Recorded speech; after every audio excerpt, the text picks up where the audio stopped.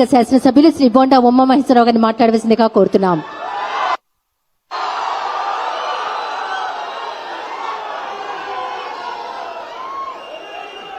తెలుగుదేశం ప్రభుత్వం నారా చంద్రబాబు నాయుడు గారు ఎప్పుడు అధికారంలోకి వచ్చినా కార్మికులకు, మహిళలకు, రైతులకు, యువకులకు అన్ని రకాలుగా ప్రాధాన్యత లభిస్తున్నది మనకు తెలిసినటువంటి వాస్తవం. ఈరోజు గతంలో ఆటో డ్రైవర్లంటే చాలా చులకనగా చూసేవాళ్ళు. ఎక్కడా కూడా వాళ్ళని పట్టించుకోవడం కానీ వాళ్ళ గోడు వినటం కానీ అనేది ఎప్పుడూ కూడా చరిత్రలో లేదు. కానీ చంద్రన్న పరిపాలన వచ్చినాకే ఇవాళ ఆటో డ్రైవర్ అన్నకి ఒక గుర్తింపు, ఒక మర్యాద దక్కిందనేది వాస్తవాన్ని ఈ సందర్భంగా తెలియజేస్తా ఉన్నా, గుర్తు చేస్తా ఉన్నా. ఈ రోజున ఆటో నేస్తం, ఆటో డ్రైవర్లు నేస్తమని ఒక పథకాన్ని ప్రకటించి గౌరవ ముఖ్యమంత్రి నారా చంద్రబాబు నాయుడు గారు, గౌరవ ఉప ముఖ్యమంత్రి పవన్ కళ్యాణ్ గారు, అలాగే లోకేష్ గారు, మిగిలినటువంటి మంత్రివర్యులు, నా తోటి శాసనసభ్యులు, పార్లమెంట్ సభ్యులు అందరూ కూడా ఇవాళ సెంట్రల్ నియోజకవర్గంలో మాకనేని బసవపున్నయ్య స్టేడియంకి వచ్చేసినందుకు వారికి హృదయపూర్వక నమస్కారాలు, హృదయపూర్వక కృతజ్ఞతలు ఈ నియోజకవర్గ శాసనసభ్యుడిగా తెలియజేస్తా ఉన్నా. ఎప్పుడూ కూడా ప్రజల కష్టాల్ని, కార్మికుల కష్టాల్ని విని ఆలకించి వాళ్ళకి ఎప్పుడు న్యాయం చేయాలో, ఎన్ని కష్టాలు, ఇబ్బందులు, సమస్యలు ఉన్నా వాళ్ళని ఆదుకోవటంలో ముందడుగు వేస్తున్నది ఈ కూటమి ప్రభుత్వం అనేది విషయం ఈ సందర్భంగా గుర్తు చేస్తా ఉన్నా. ఈరోజు ఇక్కడ భారతీయ జనతా పార్టీ రాష్ట్ర అధ్యక్షులు పెద్దల మాధవ్ గారు కూడా ఉన్నారు. కేంద్రం నుంచి అనేకమైన సహాయాలంతా ఉన్నాయి. ఈ రోజున సమస్యల్ని అధిగమించి, కష్టాల్ని అధిగమించి పేద వర్గాలకి సంక్షేమ పథకాలు చేయటంలో అన్ని రకాలుగా ముందుకు వెళ్తా ఉన్నాం. ఎన్నికల ముందు చెప్పాం, అధికారంలోకి వచ్చినాక సూపర్ 6 హామీలు అమలు చేస్తామని చెప్తే ఎగతాళి చేశారు ప్రతిపక్ష పార్టీలు. ఆ రోజు పాలకపక్షం ఎగతాళి చేసింది.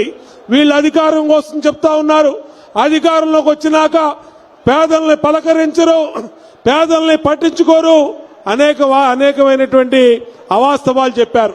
నేను అడుగుతా ఉన్నా ఈ వేదిక ద్వారా ఆ పార్టీల్ని, ఏమైంది ఇవాళ? సూపర్ 6 సూపర్ హిట్ అయిందనే విషయాన్ని గుర్తు చేస్తా ఉన్నా. ఇది వాస్తవం కాదా అని అడుగుతా ఉన్నా. గతంలో ఇదే రాజకీయ పార్టీలు అమ్మ ఒడి అని 2019లో భార్య భర్తలు ఇంటింటికి వెళ్ళి చెప్పారు, ఎంతమంది పిల్లలుంటే అంతమందికి ఇస్తామని. అధికారంలోకి వచ్చినాక అర్ధవడి చేసి ఒక బిడ్డకు మాత్రమే అమ్మ ఒడి అని చెప్పి తల్లికి ఉసురు తగిలే విధంగా చేశారు. కానీ మేము 2024 ఎన్నికల ప్రచారంలో చెప్పాం, తల్లికి వందనం ఇస్తాం, ఎంతమంది పిల్లలుంటే అంతమందికి ప్రతి తల్లిని ఆదుకుంటామని చెప్పాం, మాట ఇచ్చాం, మాట నిలబెట్టుకున్నాం అనే విషయాన్ని ఈ వేదిక ద్వారా గుర్తు చేస్తా ఉన్నా. నిజమో కాదో ఆలోచన చేసి చెప్పని చెప్తా ఉన్నా. 200 రూపాయలు ఉండేది 2014లో నేను శాసనసభ్యుడు, మొట్టమొదటి శాసనసభ్యుడు అయినప్పుడు పింఛను. ఆ రోజున ఇదే నియోజకవర్గంలో 10,000 మందికి నా సొంత డబ్బులతో ఆ 200 కూడా రాకపోతే పింఛన్లు ఇచ్చినటువంటి పరిస్థితి ఆ రోజున. ఆ రోజు చెప్పాం పింఛన్లు పెంచుతామని. 200 పింఛన్ని తల్లుల్లాంటి, తండ్రుల్లాంటి అక్కలకి, చెల్లెలకి, వికలాంగులకి ఆ రోజు ముఖ్యమంత్రిగా చంద్రబాబు నాయుడు గారు ఎన్ని సమస్యలున్నా ఆదుకుంటానికి ముందుకొచ్చి 2,000 రూపాయలు చేశారు. ఆ రోజున 2019 ఎన్నికల్లో ఇదే జగన్మోహన్ రెడ్డి చెప్పాడు, నేను అధికారంలోకి వచ్చి 3,000 చేస్తామని చెప్పాడు. ఆ 3,000 చేయటానికి ముప్పు తిప్పలే పెట్టి ప్రజల్ని 3 చెరువులు నీళ్లు తాగిచ్చి 5 సంవత్సరాల్లో 250 రూపాయల చొప్పున పెంచి నరకం చూపించాడు ప్రజలకి, వృద్ధులకి, వితంతువులకి, వికలాంగులకి. కానీ ఎన్నికల్లో 2024 ఎన్నికల్లో ప్రచారంలో కూటమి ప్రభుత్వం చెప్పాం ప్రజలకి, రేపు అధికారంలోకి రాగానే 3,000 రూపాయలు ఇచ్చే పింఛన్ని 4,000 చేస్తామని చెప్పాం. అధికారంలోకి రాగానే చేస్తామని సందర్భంగా తెలియజేస్తా ఉన్నా. పేదవాడికి కడుపు నిండా అన్నం పెట్టే అన్నా క్యాంటీన్లు ఆ రోజున చంద్రబాబు నాయుడు గారు పెద్ద మనసుతో 2014, 2019 5 సంవత్సరాలు రన్ చేస్తే ఈ మహానుభావుడు వచ్చి అన్నా క్యాంటీన్లు రద్దు చేశాడు. ఆటో డ్రైవర్లు, అనేక అసంఘటిత కార్మికులు, భవన నిర్మాణ కార్మికులు అందరూ ఉపయోగించి అన్నా క్యాంటీన్లు తీసేస్తే మళ్ళా 2024లో అధికారంలో రాగానే అన్నా క్యాంటీన్లు ఓపెన్ చేశాం. మహిళలకు ఉచితంగా గ్యాస్ బండ్లు ఇస్తామని చెప్పాం. ఇచ్చిన మాట ప్రకారం మా అక్క చెల్లెమ్మలకి 3 గ్యాస్ బండ్లు ఇచ్చిన ప్రభుత్వం ఇదని ఈ సందర్భంగా గుర్తు చేస్తా ఉన్నా. అంతేకాదు స్త్రీ శక్తి పథకం అని పేరు పెట్టి మహిళలందరికీ ఉచితంగా బస్సులో ప్రయాణం అని చెప్పాం. ఇక్కడ మా ఆటో అన్నలు తమ్ముళ్ళు ఉన్నారు. మీ భార్యలు, మీ భార్య, మీ అక్క చెల్లెళ్ళు, మీ తల్లిదండ్రులు, మీ అందరూ కూడా, మీ ఇంట్లో ఆడపడుచులు కూడా ఏ ఊరు వెళ్లాలన్నా ఇవాళ ఉచితంగానే ఇవాళ ఆర్టీసీ బస్సులో వెళ్తున్నారంటే అది స్త్రీ శక్తి పథకం యొక్క మహిమ అనే విషయాన్ని ఈ సందర్భంగా తెలియజేస్తా ఉన్నా. దానివల్ల ఆటో డ్రైవర్లకి సంపాదన తగ్గింది. మేము గౌరవ ముఖ్యమంత్రి గారి దృష్టికి తీసుకెళ్లాం. సభలో మాట్లాడా, ఇలాగ జరుగుతుంది, విషయం ఇలా ఉంది సార్ అని అంటే వెంటనే స్పందించి ఎంతమంది ఆటో డ్రైవర్లు ఉన్నారు వాళ్ళ లెక్కలు తీయండి అని చెప్పి అధికారులకు ఆదేశాలు ఇచ్చి ఎంత ఖర్చైనా పర్లా చిన్న చిన్న కుటుంబాలు, ఆ కుటుంబాలకు అండగా నిలబడాలి, ఎన్ని కోట్లు ఖర్చైనా పర్లేదని చెప్పి ఇవాళ ప్రతి ఆటో డ్రైవర్ కుటుంబానికి 15,000 రూపాయల చొప్పున ఇవాళ ఇచ్చినటువంటి ఆటో డ్రైవర్ నేస్తం అని పథకం పెట్టి ఇచ్చినటువంటి ముఖ్యమంత్రి, గౌరవ ముఖ్యమంత్రి చంద్రబాబు నాయుడు గారికి ఒక్కసారి అందరూ చప్పట్లు కొట్టి కృతజ్ఞతలు తెలియజేయమని కోరుతా ఉన్నా. మేము ఎన్నికల ముందు ఈ కూటమి ప్రభుత్వం ఇచ్చిన ప్రతి హామీ గుర్తుంది, ప్రతి హామీని నెరవేరుస్తాం. ఇవాళ ఆర్థిక పరిస్థితులు, రాష్ట్ర పరిస్థితులు సానుకూలంగా లేకపోయినా ఇచ్చిన హామీలు నెరవేరుస్తున్నాం, ఇవ్వని హామీలు నెరవేరుస్తా ఉన్నాం.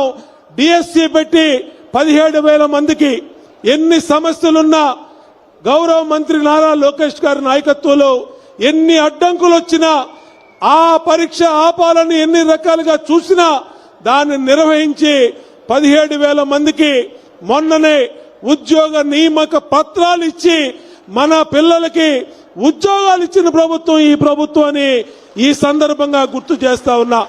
ఖచ్చితంగా ఇంకా ఆటో డ్రైవర్లకి ఈ 15,000 రూపాయలే సరిపోదు, ఇంకా చాలా చేయాలి, చాలా చేస్తాం. ఇచ్చిన హామీలు నెరవేరుస్తాం.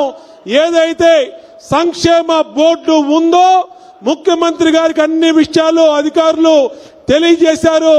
సంక్షేమ బోర్డు విషయంలో కూడా ఈ ప్రభుత్వం తీవ్రంగా ఆలోచన చేస్తా ఉందనే విషయాన్ని తెలియజేసుకుంటూ తప్పనిసరిగా ఇప్పటికే గ్రీన్ ట్యాక్స్ ని తగ్గించడం జరిగింది.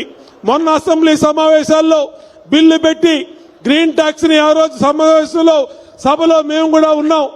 ఆ రోజున గ్రీన్ ట్యాక్స్ ను కూడా తగ్గించడం జరిగింది.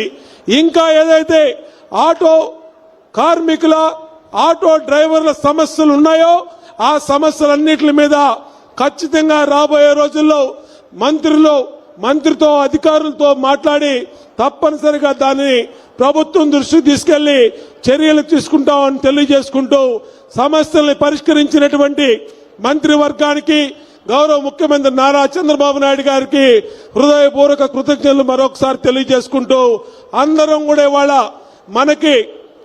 మన కష్టాల్లో అండగా ఉన్నటువంటి నారా చంద్రబాబు నాయుడు గారికి, కూటమి నాయకులకి, మంత్రివర్గ సహచరులకి, మంత్రులందరికీ కూడా హృదయపూర్వక ధన్యవాదాలు తెలియజేస్తూ వర్ధిల్లాలి చంద్రబాబు నాయుడు గారి నాయకత్వం, వర్ధిల్లాలి చంద్రబాబు నాయుడు గారి నాయకత్వం, వర్ధిల్లాలి చంద్రబాబు నాయుడు గారి నాయకత్వం, వర్ధిల్లాలి పవన్ కళ్యాణ్ గారి నాయకత్వం, వర్ధిల్లాలి పవన్ కళ్యాణ్ గారి నాయకత్వం, వర్ధిల్లాలి పవన్ కళ్యాణ్ గారి నాయకత్వం, వర్ధిల్లాలి నారా లోకేష్ గారి నాయకత్వం, వర్ధిల్లాలి నారా లోకేష్ గారి నాయకత్వం, వర్ధిల్లాలి నారా లోకేష్ గారి నాయకత్వం.